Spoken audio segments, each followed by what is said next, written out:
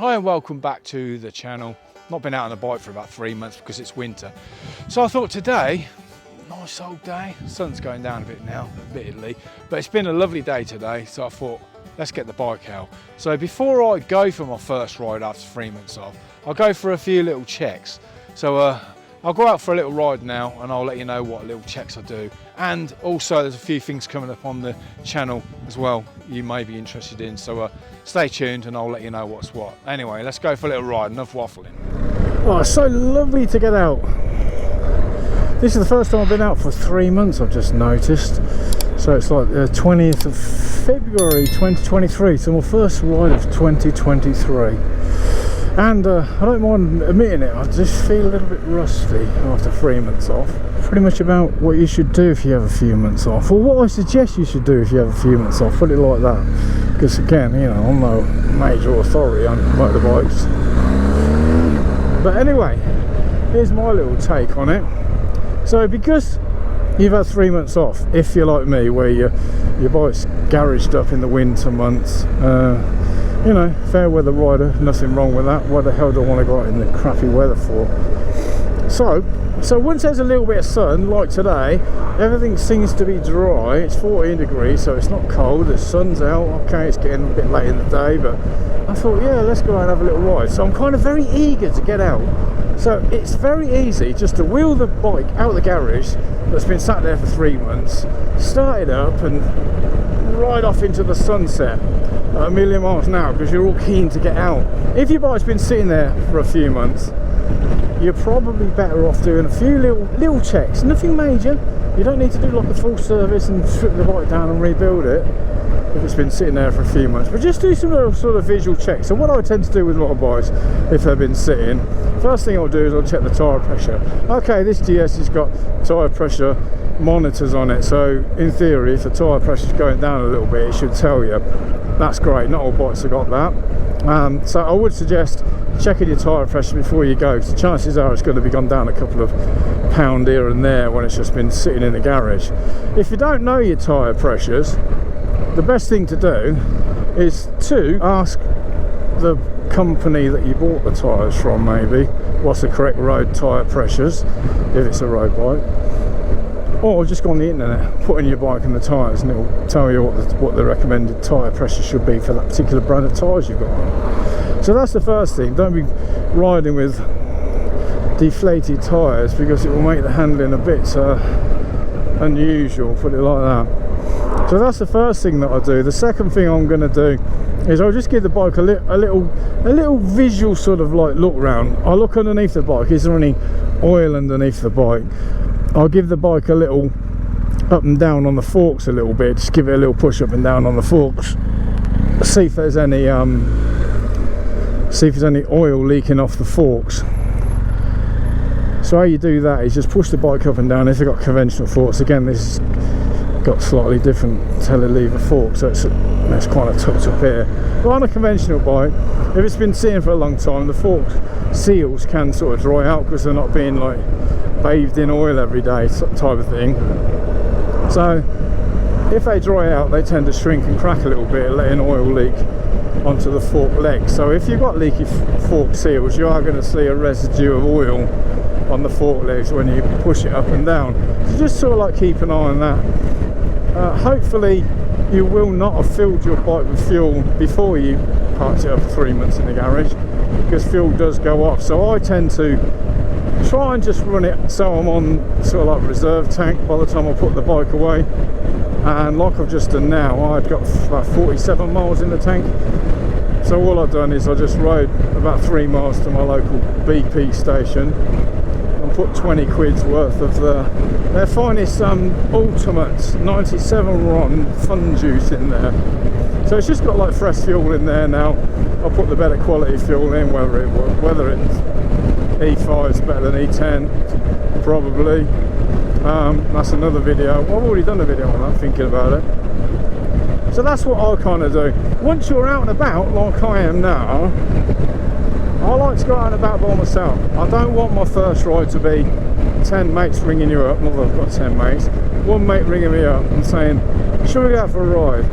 come on, I'm itching to go out, and I'll be like, yeah, I'm itching to go out as well, let's do it.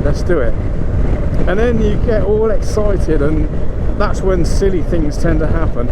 So for the first little ride, just to get myself back in the groove, I tend to go out by myself and just have a little bimble along, same as everybody else, following the traffic, not upsetting anybody. So that's kind of what I do. Also, another good reason to take it easy is because you haven't rode for 3 months, you are going to be somewhat rusty, and the roads are going to be somewhat cold as well. So just, like I say, take your time, get back in the groove of it, think what you're doing, don't get too mad, don't have too mad lean angles around the corners, because even when you've been riding a little bit like I have, your tyres are still going to be not that grippy this time of year. And also you've got bits that have been in the shade, bits that have been in the shade for ages, like this bit here, and there's a puddle there, so you don't want to be coming around a corner not knowing there's going to be a wet bit of tarmac and you slide straight off into the edge. So be sensible, take it easy, that's what I'm saying. Last but not least, potholes. Where the hell do we start with these frigging potholes? Hang on, talk about rusty. I was riding along in 4th gear, wondering why my bike's going meh. Got 2 more gears to go. It seems to me and everybody else that uses the road, you will notice a lot of potholes this time of year, because they seem to grow and multiply over the winter due to the weather freezing and defrosting, then freezing again, then defrosting. Water in the tarmac expands when it turns to ice, and then it shrinks when it thaws out back to water, then expands when it turns to ice again. So it's almost like push pull on the tarmac. Apparently, I don't know why it's just us that seems to get this, none of these cold countries. We're saying none of the cold countries seem to get it because they're frozen longer than us. It's the freezing, defrosting, repetitiveness of the temperature doing that, which causes potholes. So I read, or so someone said down the pub type of thing. Dave told me down the pub. So just be aware that there might be more potholes this time of year. Go on, young man. And you, go on, buddy.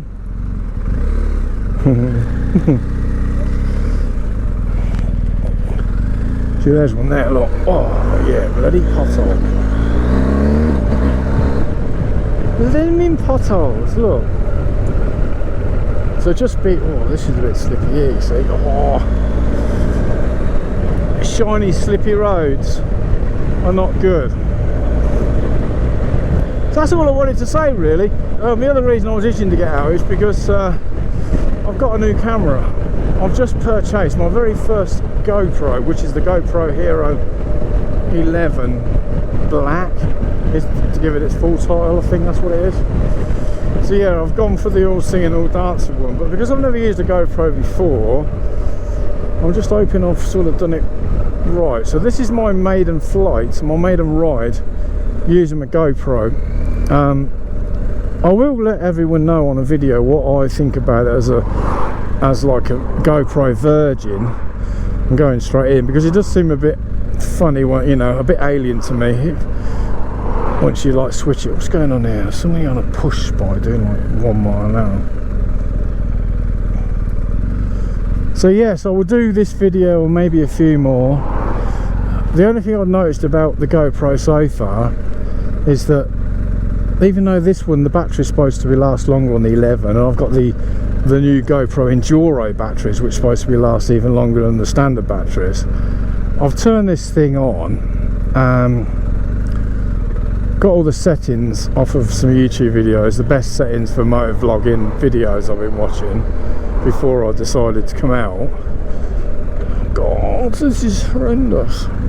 Done all that, set it all up, then which you know, they're watching the video bit, fine, the camera's on, the setting it up bit, what, I don't know, 5 minutes, 10 minutes, switched it off, put it in the cupboard, came out to, bearing in mind I charged the batteries up to 100% before I even switched the camera on. And batteries were in the battery charger, charged up till they're fully charged 100%. So me faffing around changing settings for 10 minutes maximum, then switching off the camera, putting it in the cupboard, getting out a week later, I've got 60% battery.